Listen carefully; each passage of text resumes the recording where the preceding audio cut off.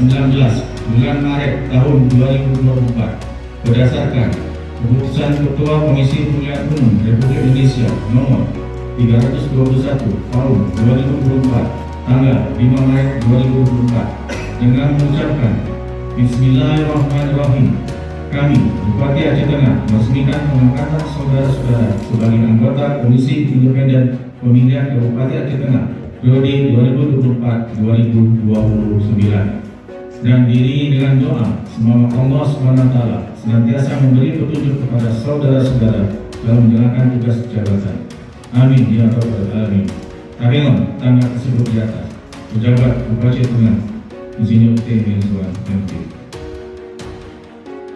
Izinkan saya mengucapkan selamat dan sukses atas pelantikan anggota Komisi Independen Pemilihan Kabupaten Aceh Tengah periode 2024-2029.